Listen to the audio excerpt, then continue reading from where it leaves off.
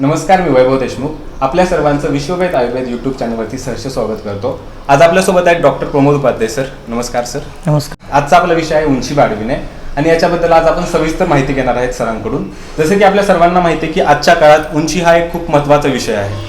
म्हणजे सर्वांना वाटतं की एक माझी उंची इतकी चांगली असावी की माझा कॉन्फिडन्स वाढावा, माझी पर्सनॅलिटी चांगली व्हावी। आणि आपल्याला माहिती आहे की आजच्या काळामध्ये ज्या काही भरती वगैरे होतात त्याच्यामध्ये सुद्धा उंचीला एक प्राधान्य दिलं जातं। त्याच्यासाठी सर्वजण प्रयत्न करतात। मग या प्रयत्नांमध्ये काही आयुर्वेदिक उपाय असतात, काही व्यायाम असतात, इव्हन काही सर्जरीज आहेत, ऑपरेटिव्ह आहेत, ते सुद्धा केले जातात। मग सर्वांचा एक प्रश्न असतो सर की आयुर्वेदाद्वारे खरंच उंची वाढवली जाते आणि ती वाढवली जाते तर ती कशी वाढवतात? हो, नाही आता म्हणजे ह्यामध्ये बरेचसे प्रश्न आणि उपप्रश्न येतात की हे होतंय, पण कसं आहे की उंची कमी असणे म्हणजे कसं आहे की बऱ्याच जणांना कळत नाही की आपली उंची त्या वय अनुषंगानं बरोबर आहे का नाही। किंवा बरेच पालक येतात आमच्याकडे की विचारतात की सर आहे पण त्याच्या वयमान अनुषंगानं किंवा त्याच्या क्लासमधली मुलं खूप उंच आहेत आणि हा थोडासा त्या मानानं कमी आहे। हे मात्र बरोबर आहे की बरीचशीच त्या एज ग्रुपमधली जी काही स्टुडंट्स आहेत किंवा विद्यार्थी आहेत तर त्यांची उंची जास्त आहे आणि आपल्या पाल्याची उंची कमी आहे असणे हे कमी असणे आणि त्याला उंची वाढवण्याची गरज आहे का, तर हो नक्कीच आहे आणि हे केलंच गेलं पाहिजे आपल्याला। तर ह्या वेगवेगळ्या आयुर्वेदामध्ये आपल्याला मग बघ आपण आयुर्वेदाच्या अनुषंगाने ज्यावेळेला विचार करायला लागतो तर आयुर्वेदामध्ये बालकांची अंग प्रत्यंगांची वृद्धी करणे, हाडांची वाढ करणे, हाडांचं पोषण योग्य पद्धतीने करणे, त्याच्यानंतर मेंदूला जे काही ऍक्टिव्हेशन आहे, आपल्या ज्या हार्मोनल गोष्टी आहेत त्यावर काम करणारी गोष्टी आहेत, तर त्याच्यावर काम करून सुद्धा उंची वाढवण्यासाठी जी संप्रेरक आहेत म्हणजे आपण जे हार्मोन्स म्हणतो तर त्यांना ऍक्टिव्हेशन करून आपण उंची वाढवू शकतो, हे करू शकतो। तर त्याच्यानंतर व्यायामाचा त्यात प्रकार येतो किंवा हे होतं, तर हे सगळे त्याच्यामध्ये उपाय आहेत। पण कसं आहे की त्याच्यामध्ये आपल्याला पहिला डिसाईड करायला पाहिजे की आपल्याला उंची किती वर्षापासून किती वर्षापर्यंत आपल्याला वाढवता येते किंवा हे होतंय। आणि पेशंट मग कसं असतं की आता कसं आहे की 3-4 वर्षाचाच मुलगा आहे आणि त्याच्यामध्ये उंची कमी आहे हे आहे, त्याच्यानंतर मग आपण 3-4 वर्षापासून औषधं द्यायची का, हे करायची का। आणि बऱ्याच वेळेला कसं आहे की एकदा ऑसिफिकेशन म्हणजे जे काही हाडं एकमेकाला ज्यावेळेला पूर्ण जुळून जातात त्याच्यानंतर वाढत नाहीत बऱ्याच वेळेला। आणि मग हे एक एज ग्रुप आहे की त्याच्यानंतर आपल्याला वाढवता येत नाही, हे होत नाही। तर मग आपल्याला हे बघायला पाहिजे की आपण कुठल्या वयामध्ये हे उंची वाढवणार आहोत आणि त्या रेशो प्रमाणे म्हणजे आता समजा 8 वर्षाचा आहे, 10 वर्षाचा आहे, 14 वर्षाचा आहे, 16 वर्षाचा आहे, 18 वर्षाचा आहे, 20 वर्षाचा आहे, मग त्या मानाने त्याची उंची किती अपेक्षित आहे। किंवा काय काय जणांना कसं असतं की नाही नॉर्मल आपल्या भारतीयांच्यात मधली जी उंची आहे नॉर्मली पुरुषांच्या मध्ये किती आहे तर आपण 5.5 फूट नॉर्मलाइजली जेंट्समध्ये 5.5 फूट ते आपल्याला 6 फूट 3 इंचापर्यंत पण बरेच हे आपल्याला मिळतात, हे होतात म्हणजे साधारणतः। पण सगळ्यात जास्त एज ग्रुप जे आहे तो 5.5 फूट ते 6 फूट हे होतं, म्हणजे हे जास्त मिळतात। आणि लेडीजमध्ये जर तुम्ही बघितला तर 5 फूट किंवा 5 फूट 1 इंच ते 5 फूट 4 इंचापर्यंत किंवा 5 फूट 5 इंचापर्यंत, क्वचित काही मुलींच्यामध्ये जास्तीत जास्त 5.5 फुटापर्यंत आपल्याला ह्या उंची आपल्याला बघायला मिळते। तर हे तुम्हाला नॅचरली म्हणजे एक जनरलाइज कसं असतं की काही वंश की तिथलं कसं आहे आणि त्यावर तिथलं हे मिळतं। म्हणजे आपल्याला तुम्ही जर आता उत्तरेकडे गेला तर पंजाबी लोक किंवा तिकडची जी थंड प्रदेशात राहणारी त्यांचं बॉडी पण धष्टपुष्ट असते आणि उंची पण जास्त असतात। पण जर उष्णकटिबंधात राहणाऱ्या लोकांच्या मध्ये थोडीशी वाढ कमी असते, पण तरी सुद्धा एक अवरेज हाईट जी आहे तर हे असतात। म्हणजे आता तिकडे लेडीज मध्ये जर तुम्ही बघितलं तर 5'4", 5'5", 5'6", तेच आपण इकडे महाराष्ट्राकडे दक्षिण मध्ये जर बघितलं तर 5 फूट 5 फूट 2 इंच 5 फूट 3 इंच 5 फूट 4 इंचापर्यंत जास्त करून मुली आपल्याला बघायला मिळतात। तर ह्या अनुषंगाने जर बघितलं तर आपल्याला ह्या एज ग्रुप्स आणि देश वाईज पण हा बदल होतो। किंवा तुम्ही इतर कंट्रीजमध्ये बघितला तर आता ऑस्ट्रेलियन क्रिकेटर्स तर ते उंच जास्त असतात, हे असतात, किंवा वेस्ट इंडिजचे क्रिकेटर जास्त उंच असतात, तर ते शीत प्रदेशात जास्त राहतात आणि तिथल्या ह्याच्या अनुषंगानं। पण तरी सुद्धा आपण आपल्या ह्याच्यामध्ये राहणार आहोत तर मग तिथल्या किमान जे अवरेज उंची आहे तर तेवढी तरी पाहिजे तुम्हाला। आणि आजकाल जे काही बरेचसे आता तुम्ही जसं मगाशी सांगितला की बरीचशीच भरती आहेत, पोलीस भरती आहे, मिलिटरी भरती आहे, किंवा काही कंपन्यांमध्ये किंवा काही ह्याच्यामध्ये काही काम करत असताना ती ठराविक उंची पाहिजे तुमची ॲव्हरेज उंची, तरच तुमची त्यामध्ये म्हणजे तुम्हाला ते सिलेक्शन्स करून घेऊ शकतात, हे मात्र नक्की आहे। तर ह्या सगळ्या गोष्टींचा विचार त्या ठिकाणी झाला पाहिजे। मग सर उंची कमी राहण्यामागचे कारण काय आहेत? हा, आता कसं आहे की आपण एक गोष्ट बोललो की उंचीचं साधारणतः वय आता आपण हे आहे, आणि दुसरं म्हणजे उंची न वाढण्याची कारण, म्हणजे उंची व्यवस्थित न वाढण्याची कारण, ह्यात बऱ्याचशाच गोष्टी आहेत. आणि मग ती कारणामध्ये आतापर्यंत आम्ही जे काही आता बघतोय ते 5 ते 7% अशी काही कारणं आहेत की त्याच्यामध्ये आपल्याला मी सांगेन कुठली कारणं आहेत ते, त्यामध्ये आपल्याला खूपसा उपाय जास्त नाही आहेत, किंवा त्याच्यामध्ये त्यामध्ये म्हणजे मेंदूमधल्या काही विकृती आहेत की ज्यामुळं त्या हार्मोन्सच तिथे सिक्रेट होत नाहीत, हे होत नाहीत, किंवा काही जन्मजातच आजार असे आहेत की त्यामध्ये सुद्धा उंची वाढत नाहीत, म्हणजे ते ठेंगूच राहतात की त्यांच्या हाडामध्ये उंचीच ती वाढतच नाही आहे, किंवा हे म्हणजे ह्या ह्याच्यामध्ये पहिल्यांदा एक पहिलं कारण जे आहे ते हेरिडेटरी किंवा जेनेटिक्स मधल्या काही ज्या डिफेक्ट्स आहेत हे आहेत की आई वडिलांची उंची खूपशी कमी आहे आणि त्यामुळे ती मुलं खूप ठेणगी राहतात, हे एक महत्वाचं कारण आहे. पण तरी सुद्धा त्या जीन्समध्ये असे काही आपण बदल आयुर्वेदाच्या अनुषंगाने करू शकतो की त्याची नॉर्मल पेक्षा, जो समजा एखादा मुलगा आहे तो 5-2 पर्यंतच वाढणार आहे नॉर्मली काही न करता, पण औषध देऊन जर समजा आपण 1-2 इंच वाढवू शकतो. दुसऱ्या पेशंटमध्ये तुम्ही 4 इंच 6 इंचापर्यंत वाढवू शकताय, पण त्या जे ठेणगा आहेत आई वडील पण त्यांची 1 किंवा 2 इंच तरी वाढवू शकतो आपण, नाही असं नाही हे आहे. पण ते नॉर्मल पेक्षा जर वाढले तर त्या पुढच्या जीन्समध्ये बदल होतात आणि त्या परत ज्या मुलाला परत मुलं होणार आहेत त्यांच्यामध्ये त्याचा अजून चांगला परिणाम दिसतो, हे असतो. म्हणजे हे आम्ही म्हणजे आमच्या सरांच्याकडे आम्ही शिकताना सुद्धा बघितलेत की ते मुलांची मुलं आत्ता आलेत आणि ती चांगली वाढली, हे असतात. म्हणजे 3rd जनरेशन मध्ये तुम्हाला त्याचा इम्पॅक्ट अजून चांगला दिसतो. तर ह्या एक गोष्टी आहेत. मग हेरिडिटरी मधल्या अशा काही गोष्टी असणं की नॉर्मलीच त्यांच्यामध्ये हाईट कमी आहे, पण त्यांच्यामध्ये आपण थोडेसे बदल करू शकतो. त्याच्यानंतर जे आहेत महत्वाची काही कारणं की मुलांच्या मध्ये हाडाला पोषण करणारी जी खाणं पिणं आहे हे आहेत, किंवा रिकेट्स आहेत हे आहेत, तर अशा पद्धतीचे काही आजार आहेत की व्हिटॅमिन डी ची कमतरता असणं, कॅल्शियमची कमतरता असणं, आणि इन जनरलाइजली तुम्हाला जी पोषण करणारी जी काही सगळी घटक आहेत ते व्यवस्थित न खाणं, हे करणं, आणि हे खूप सारं होतं. आणि मुलींच्या मध्ये सर सगळ्यात महत्वाचं आजचं काय कारण असेल तर दूध न पिणं, योग्य चांगल्या क्वालिटीचं दूध न पिणं, तर हे सुद्धा एक महत्वाचं कारण आहे हे आहे. तर त्याच्यामुळे हाडाचं पोषण होत नाही. दुसरं म्हणजे आजकाल मुलं उन्हात जातच नाहीत, कोवळ्या उन्हात न जाण्यामुळे व्हिटॅमिन डी ची कमतरता हे भासायला लागले, म्हणजे उंची वाढवण्यामध्ये. दुसरे काही संधिवाताचे सुद्धा हे आहेत की त्याच्यामध्ये सुद्धा व्हिटॅमिन डी मिळत नाही आहे लोकांना, कारण आज अपार्टमेंट संस्कृती आहे, बाहेर जाणं नाही आहे, तेवढ्या 4 भिंतीच्या आत राहणं, कधीतरच हे होणं, सकाळी लवकर न उठणं, त्यामुळे कोवळं ऊनच मिळत नाही आहे मुलांना, हे होत नाही, आणि ग्राउंडवर न खेळणं, हे सगळ्यात हे आहे.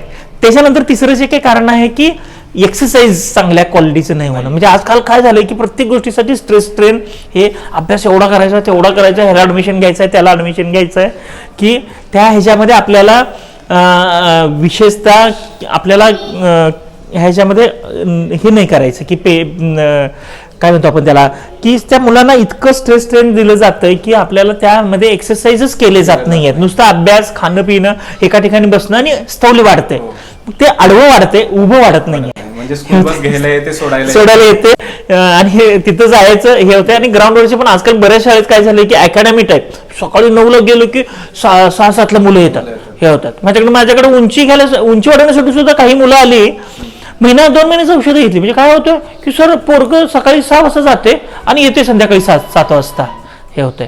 तर मग ह्या सगळ्या गोष्टींचं मग ते औषध घ्यायला वेळच नाही, हे नाही, मग कशाला आलंय म्हटलं उंची वाढवायला. म्हणजे अक्षरशः मी काही पेशंटना पाल्यांना रागवलं सुद्धा, हे होतंय. म्हणजे तुम्ही जर त्यातच गुरफटून बसणार असाल तर हे होतंय. म्हणजे आहे करिअर एक ओरिएंटेशन आहे, नाही असं नाही, पण मुलांना खेळ महत्वाचा आहे, एक्सरसाइज महत्वाचा आहे, योगा प्राणायाम महत्वाचा आहे, ह्या गोष्टींचं महत्व अनन्यसाधारण आहे. आणि उंची ही गोष्ट अशी आहे की तुम्ही एक सर्टन एजच्या नंतर नाही वाढवू शकत. म्हणजे सर आता तुम्ही जसं म्हणतायत की एक सर्टन एज नंतर नाही वाढवू शकत, मग तसं पुरुषांसाठी आणि स्त्रियांसाठी असं काय एज ग्रुप आहे आपल्या आयुर्वेदामध्ये जे की आपण तोपर्यंत प्रयत्न करू शकतो? हो, ह्याच्यामध्ये दोन्ही गोष्टी येतात की एज लिमिट काय आहे आणि कधीपासून द्यायचं. म्हणजे मी आपण 2 प्रश्नामध्ये आपल्याला हे बऱ्याच वेळा सांगितलं गेलं की उत्तर सांगताना हे की ह्या वय आपल्याला बघायला पाहिजे. मग ते एज ग्रुप जे आहे महत्वाचं जे आहे 5 ते 6 वर्षानंतर बऱ्यापैकी मुलाला कळायला लागतं की काय व्यायाम केला गेला पाहिजे, काय हे केलं पाहिजे. आणि मग आपल्याला औषधं त्यांना जी देण्याची पद्धत आहे तर ते त्यांना योग्य पद्धतीनं देता येते. म्हणून साधारणतः 6 वर्षानंतर आम्ही सहसा प्रेफर करतो की तुम्ही औषधं चालू करा ह्या एज ग्रुप्समध्ये. त्याच्यानंतर साधारणतः मुलींच्या मध्ये आत्ता असं लक्षात येतं की 20 वर्ष ते 21 वर्षापर्यंत मुलींच्या मध्ये जी हाडं आहेत म्हणजे जे बोन्स आहेत त्यांचं ऑसिफिकेशन होतं, म्हणजे हाडं जुळून जातात. त्याच्यानंतर हाडं वाढणं थोडंसं खूपच मुश्किलीचं आहे. क्वचित खूप रेअर कंडिशन्समध्ये वाढतात हे असतात. त्यामुळं साधारणतः 19-20 वर्षापर्यंत हे ऑसिफिकेशन पूर्ण झालं की काही करता येत नाही. क्वचित एक 30% मुले म्हणजे त्यातले 20-30% काही जणांचं थोडंसं उशीर ऑसिफिकेशन होतंय, त्यांना अजून एखादं वर्ष जास्त, वर्ष 1.5 वर्ष. त्यामुळे 21 वर्षानंतर सहसा नाही वाढत.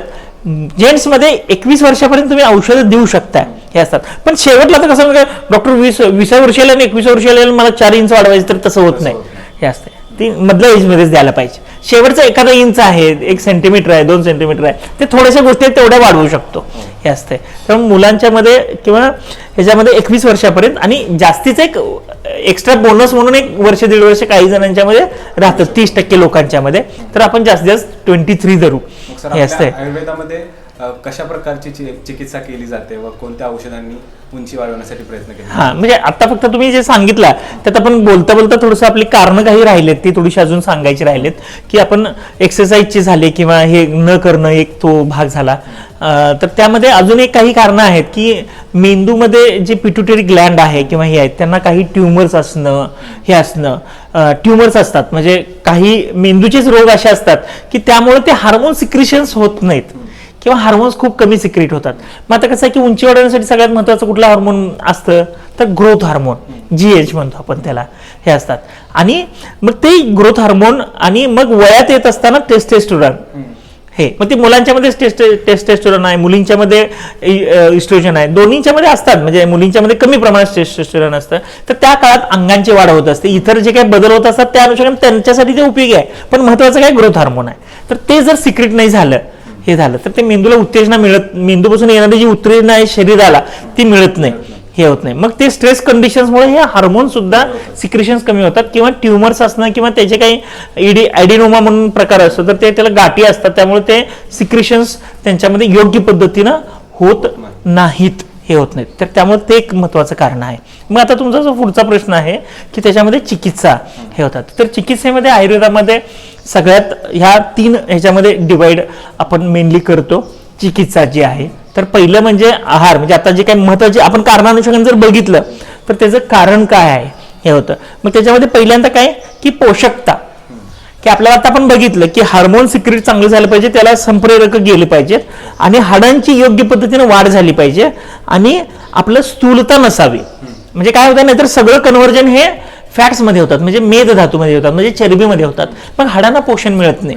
कारण नाहीतर मग आपल्याला हाडं वाढली पाहिजेत. ह्यामध्ये कुठली हाडं महत्वाची असतात तर आपल्या बॅकबोन जे आहे म्हणजे आपल्याला मणका जो आहे, त्याच्यानंतर सगळ्यात म्हणजे थाईचं हे पायाची जी हाडं आहेत ही यांच्यामध्ये जास्त चांगली वाढ झाली पाहिजे. म्हणजे समप्रमाणात सगळीकडे वाढत राहतं शरीर. हे काय असं नाहीये की हे कमी वाढतं आणि ते कमी वाढतं. तर वाढायला लागलं की त्या सगळ्या एक समांतर पद्धतीनं वाढत राहतं. पण पायामधली उंची सगळ्यात महत्वाची असते. तर ते थाय बोन्स आहेत किंवा तुम्हाला हे टिबिया आणि ह्याच्या फिब्युला म्हणून हे जे काय बोन्स आहेत ह्यांच्यामधली उंची जर चांगली वाढली आणि मणका जर चांगला वाढला तर सगळीकडं हे असतात. मग ते हाडात म्हणजे आपल्या हातातले वगैरे ते बोन्स वाढतात चांगले हे असतात. तर म्हणून ह्या हाडांना पोषण करणारं आहार विहार महत्वाचं आहे. म्हणजे हे असतात. मग आहारामध्ये सगळ्यात महत्वाचं काय आहे की दूध हे असतात. तर विशेषतः गाईचं दूध किंवा म्हशीचं दूध दोन्ही पण आपण वापरतो त्याच्यामध्ये. त्याच्यानंतर जे आहे ते हळीव म्हणून जी वनस्पती आलेली आहे तर ते आपण त्या एज ग्रुप अनुषंगानं कसं घ्यायचं वगैरे ते आपण आपल्या कोर्समध्ये देत असतो. पण हळीव एक महत्वाचं आहे.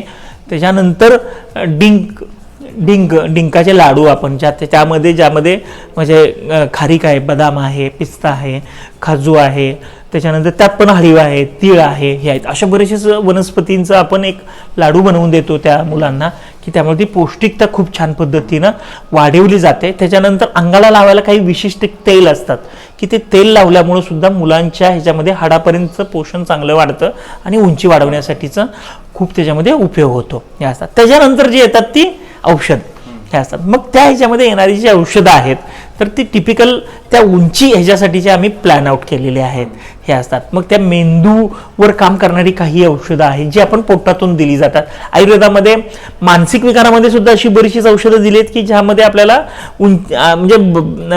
त्या मुलांची अंग प्रत्यांग वृद्धी म्हणजे प्रत्येक अंग चांगल्या पद्धतीने वाढेल ते मानसिक रोगामध्ये दिलेलं आहे. तर ते आपण ती औषधं त्याच्यामध्ये वापरतो. त्याचे काही कॉम्बिनेशन्स काढलेले आहेत ते वापरतो. त्याच्यानंतर दुसरं म्हणजे आता मी जसं सांगितलं की हाडांना पोषण करणारी औषधं म्हणजे दूध हे खाण्याचा एक भाग झाला, पण डायरेक्टली फास्ट अजून थोडंसं हाडं वाढण्यासाठी आपल्याला हाडावर काम करणारी बरीचशीच औषधं आपण त्याच्यामध्ये वापरतो हे असतात. तिसऱ्या औषधामध्ये म्हणजे आपल्याला मेंदूवर काम करणारे म्हणजे हार्मोन सिक्रेट करण्यासाठी काही नाकातून औषधं, त्याला नस्य प्रक्रिया म्हणतात हे असतात. नाकातून औषधं देऊन त्याला मेंदूवर काम करणारे म्हणजे विशेषतः आपल्याला जे पिट्युटरी ग्लँड आहे तिथून जे ग्रोथ हार्मोनला उत्तेजना देऊन आपल्याला ते जास्त सिक्रेट झालं पाहिजे शरीरात. जे रक्तामध्ये त्याचं प्रमाण जर चांगलं आलं तर ती उत्तेजना द्यायला लागतं की शरीर वाढवण्यासाठी, म्हणून ते आपल्याला नस्य ही प्रक्रिया. आणि मग हे सगळं झाल्यानंतर शेवटचा भाग येतो तो व्यायामाचा हे असतात. मग त्याच्यामध्ये आजकाल काय काय व्यायाम करायचे वगैरे ते आपण याच्यामध्ये बघूया, म्हणजे त्या ह्याच्यामध्ये तर दुसऱ्या ह्याच्यामध्ये बघू की मग ही सगळी उपाय आहेत की आहार योग्य पद्धतीनं, औषध आणि व्यायाम. मग बरेच लोक काय करतात की काहीतरी डॉक्टर एवढं व्यायाम केलं तेवढं व्यायाम केलं काहीच उपयोग होत नाही आहे, मग तिथलं औषध घेतलं हिथलं औषध घेतलं ते औषध घेतलं त्याचा पण काही उपयोग होत नाही आहे. मग ती खाण्यातली पण काय होतं की योग्य आहार, योग्य व्यायाम आणि योग्य औषध हे तीन सूत्र आहेत ते एका वेळेला जायला पाहिजे. वेगवेगळं करून उपयोग नाही. 1 महिन्यात 1-2 महिने औषध घेतले 2 महिने व्यायाम केलं तसं नाही, तर एकाच वेळेला सगळं झालं पाहिजे. तर हे खूप छान त्या मुलाला नक्की तुम्हाला मग उपयोग चांगला होतो. एका वेळेला व्हायला पाहिजे हे होतं, म्हणून तर डॉक्टरची गरज आहे ना. नाहीतर मग काय आजकाल युट्यूबवर सगळं आहेच की किंवा ह्याच्यावर आहेच की गुगल पण सांगतेच हो की नाही, तसं नाही हे. मग ते डॉक्टर म्हणून त्याला नेमकं त्याला कशाची कमतरता आहे, कशामुळे उंची वाढत नाही त्याचं कारण बघितलं गेलं पाहिजे. म्हणजे बऱ्याच जणांच्या मध्ये पहिल्यांदा तर आम्हाला उंचीचं औषध देताच येत नाही, कारण बऱ्याच मुलांच्या मध्ये पोटात खूप कृमी असतात, त्याला भूकच लागत नाहीये, खाणं पिणं कसं करेल ते पोरगं हे होतं. मग त्याला पहिल्यांदा त्याचं पोट चांगलं केलं गेलं पाहिजे, त्याला भूक वाढीची औषध द्यायला पाहिजे, त्याचं पोट साफ राहिलं पाहिजे, त्याची कृमी कमी केली पाहिजेत, ही सुद्धा औषधं द्यायला लागतात. मग उंचीचं औषध आहे तर डायरेक्ट आले उंचीचं औषध ठीक आहे, पण डॉक्टरकडे गेल्यानंतर आता भूक लागत नाही, जर त्या पेशंटला मी सांगितलं की 1.5-2 लिटर दूध पी बाबा, तर त्या पेशंटला दूध पचेल का हो? नाही हे होणार. मग आपण डॉक्टरकडे, म्हणून तर डॉक्टर महत्वाचा आहे हे असते. नाहीतर सगळं मग गुगलच झालं असतं मग डॉक्टरांची काय गरज आहे हे असतं. मग हे पण एक महत्वाचा प्रश्न म्हणजे, कारण काय माहिती का आजकाल सगळे नुसतं वाचतात आणि बऱ्याचच काहीतरी उपाय करत असतात घरात आणि मग काहीतरी साईड इफेक्ट होतात आणि मग येतात आमच्याकडं. तर ते तसं काही करू नका लोकांना. तर हे खूप महत्वाचं आहे. डॉक्टरांची गरज हे कुठल्या अवस्थेमध्ये काय करायला पाहिजे, कुणाला कशाची गरज आहे यासाठी तर डॉक्टर आहे. तर त्यामुळे औषधं केव्हा चालू करावे? काही जण म्हणतात की मी 1-2 वर्ष वाट बघतो, नंतर जर उंची नाही वाढली तर तेव्हा औषधं चालू करतो. तर मग हे औषधं केव्हा चालू करावी आणि कशा प्रकारे कोणत्या काळामध्ये सेवन करावे? हा हे आहे. आता मी तुम्हाला सांगितलंच की कधीपासून चालू करायचं, म्हणजे 6-7 वर्षानंतर तुम्ही करू शकताय. पण कसं असतं की पण नंतर मात्र कसं असतं की 9 वर्ष ते 13 वर्ष किंवा 14 वर्षापर्यंत हे खूप महत्वाचं आहे. आपण एक अनालिसिस करावा आपल्या पाल्याचं, त्या एज ग्रुपमधली जी मुलं आहेत त्याच्याबरोबरची, तर त्यांच्यापेक्षा हा जर खरंच ठेंगणं वाढत असेल किंवा पुढे त्याचं काही अम्बिशियस असेल की बाबा तो पोलीस होणार आहे किंवा मिलिटरीमध्ये जाणार आहे किंवा एखाद्या म्हणजे डॉक्टर होणार आहे पण आर्म फोर्सेसमध्ये डॉक्टर होणार आहे किंवा हे होणार आहे, तर त्या ठिकाणी तुम्हाला सगळ्या ठिकाणी उंची गरजेचं आहे हे होतं. मग ऐन वेळेला तहान लागली आणि विहीर खोदायचं तर तसं नाही व्हायला पाहिजे हे होतंय हो की नाही. तर म्हणून आपल्याला विशेषतः काय केलं पाहिजे की त्यावेळेला शुभच शीघ्र हे होतं की लवकरात लवकर तुम्ही यावं आणि डॉक्टरांच्याकडनं ही सगळे उपाय करून घ्यावं. मग आता कसं असतं की मग ह्याच्यात आमच्या अनुषंगाने आम्ही ह्याचा 3 महिन्याचा कोर्स करतो की 3 महिन्यात साधारणतः आम्ही सांगतो की 1 इंचापासून 2-2.5 इंचापर्यंत वाढवू शकते. म्हणजे साधारणतः 2 सेंटीमीटर पासून 5 ते 6 सेंटीमीटर पर्यंत वाढते 3 महिन्यात हे असते. मग एखाद्या त्याचं 3 सेंटीमीटर वाढेल, एखाद्या त्याचं 4 सेंटीमीटर वाढेल, हे सगळ्यांचं वेगवेगळं आहे. मग आपल्याला मग त्या ह्याच्यामध्ये त्या एज ग्रुपमध्ये किती पाहिजे अजून आपल्याला नाही. मग आम्ही काय सांगतो की तुम्ही नंतर अजून एक थोडे दिवस कंटिन्यू करा, काही व्यायाम वगैरे सांगितलेले, काही आहाराचा भाग, नॅचरली किती वाढते बघा. 6 महिन्यानंतर अजून तुम्हाला गरज वाटली तर आपण अजून थोडासा कोर्स करू, परत 3 महिन्याचा कोर्स करा, परत थोडंसं वाढवा हे करा. म्हणजे थोडंसं मध्ये काळ जाऊ द्यावा की 3 महिन्यानंतर मग परत एक 6 महिने जाऊ द्यावं, परत घ्यावं औषधं पण एक त्याला पण काही लिमिटेशन्स आहेत. तर त्या लिमिटेशन्स घेऊन आपल्याला ते काम करत राहायला पाहिजे की मग तुम्हाला नक्की त्याच्यामध्ये गुण 100% दिसायला लागतो. हे होतं आणि आपल्याला अपेक्षित म्हणजे आता कसं असतं एखाद्या त्याला बाबा 5 ते 6 इंच वाढवायचं म्हणजे 10-12 सेंटीमीटर वाढवायचे आहे. तर मग आपल्याला ते 12व्या-13व्या वर्षापासून चालू करायला पाहिजे ना. 18व्या-19व्या वर्षी आल्यावर तेवढं नाही वाढणार, हे होणार. म्हणून योग्य काळात. पण डॉक्टर नॅचरली वाढते तर तुम्ही काय करता असं बरेच जण मला प्रश्न विचारतात. नॅचरली वाढते पण मग तो ठणकाच राहतोय ना. मग नॅचरली त्याच्या 18 वर्षानंतर तो तुम्हाला 5 फूट 3 इंच वाढला परत मग त्याच्यानंतर नाही वाढवता येत ना, किंवा त्याला लिमिटेशन्स येतात. मग एखादाच इंच वाढवेल हे होतं. मग तो 5 फूट 4 इंच राहिलो मग त्या इतर मुलांच्या मनात तर गिड्डाच दिसतोय हे होतंय. तर तसं नाही व्हायला पाहिजे. मग त्याला त्याच काळात जर तुम्ही दिला असता तर तो 5 फूट 7 इंच झाला असता हे असता. तर मग म्हणून हे द्यायचं आहे औषध हे असतं. म्हणजे हा पण फरक लक्षात घ्या. म्हणजे बरेच जण म्हणतात की नाही पण त्या नॅचरल वाढीमध्ये त्याची वाढ फास्ट करण्यासाठी आपल्याला करायचं आहे त्या वयामध्ये, नाहीतर मग त्याचा उपयोग होत नाही. उशिरा करून काय उपयोग होत नाही. मग आता व्यायामाचा जो प्रकार आहे त्याच्यामध्ये मग बरेचसेच आम्ही व्यायाम सांगतो. म्हणजे त्या ह्याच्यामध्ये की दोरीच्या उड्या आहेत किंवा हे आहेत म्हणजे लोंबकाळणं आहे आणि बरेचसेच काही व्यायामाचे म्हणजे विशेषतः आसन जे आहेत ती आसनाची काही सिस्टीम आम्ही लावलेली आहे. तर ती आसनं जर त्या मुलांनी केली तर ह्या औषधाचा दुप्पट फायदा होतो हे होतं. हे आहे म्हणजे काय असतं की त्याला एक सिस्टीम आहे त्या सिस्टीम अनुषंगाने गेलं की त्याचा खूप फायदा होतो. मग त्या आसनांचा परिणाम हा हाडांच्यावर पण येतो, मेंदूवर पण येतो. कारण ते ऍक्टिव्हेशन महत्वाचं आहे.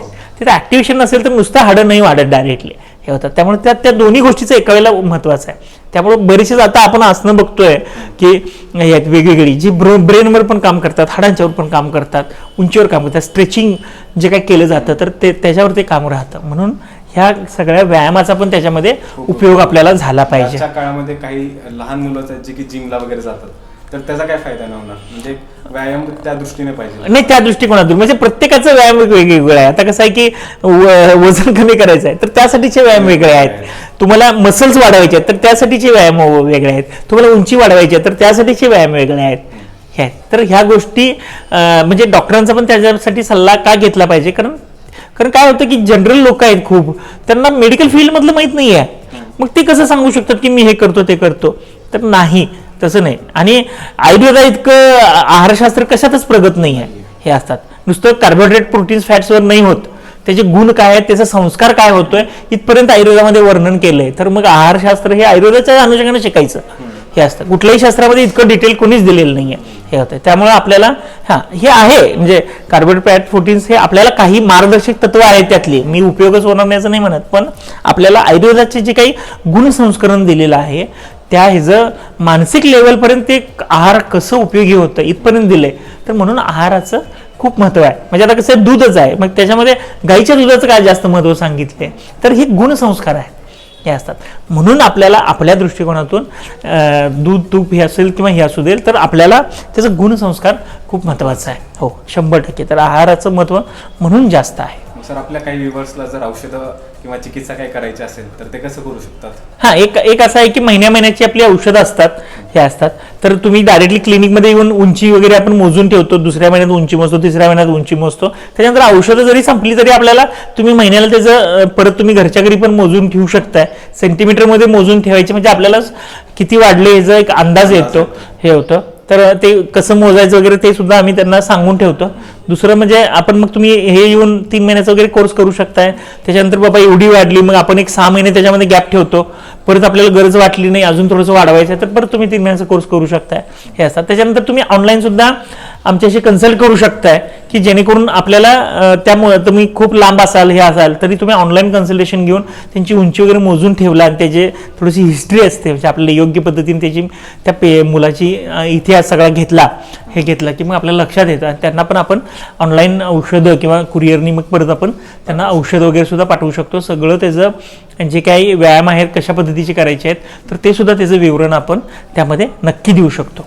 सर खरंच धन्यवाद. तुम्ही या व्हिडिओमध्ये खूप महत्त्वपूर्ण माहिती सांगितली आणि नक्कीच व्ह्युअर्सला एक आयडिया आली असेल की नाही अजून एक त्यात फक्त राहिलंय की तुम्ही काळ कोणता विचारला. विशेषतः त्यात मी एज ग्रुप सांगितलं पण कुठल्या काळात ते थोडंसं राहिलंय आपल्या त्या बोलण्याच्या ह्याच्यामध्ये ओघामध्ये की विशेषतः आपण आत्ता जे काही काळ आहे विशेषतः नवरात्रीपासून हे होतं की पावसाळा निघून जातो, वात त्या काळात वात प्रकोप झालेला असतो, तो नंतर वात कमी यायला सुरुवात होते आणि ह्या काळात थोडीशी पित्त वृद्धी होऊन हे होतं. आणि निसर्ग कसं होतं की भरभरून सगळी जशी पिकं येतात आणि नंतर आपल्याकडे भरपूर धनधान्य यायला चालू झालेलं असतं आता ह्या काळापासून हे होतं.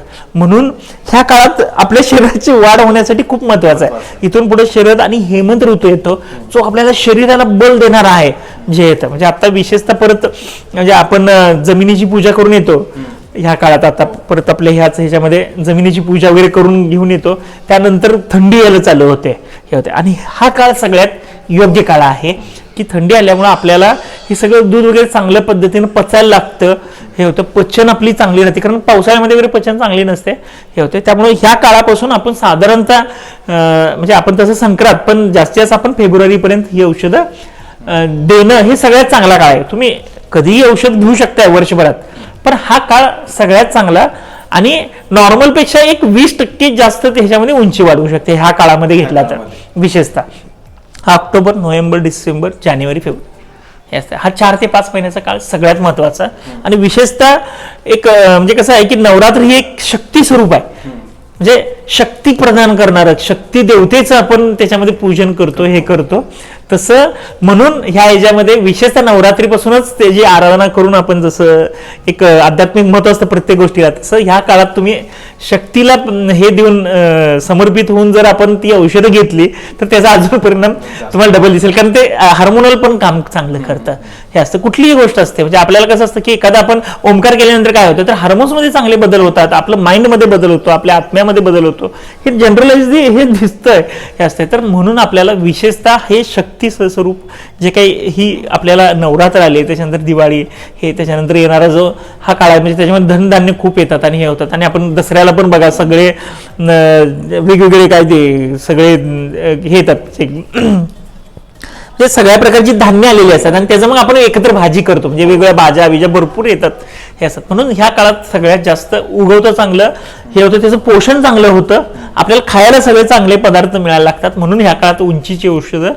प्राबल्यानं जास्त घ्यावी.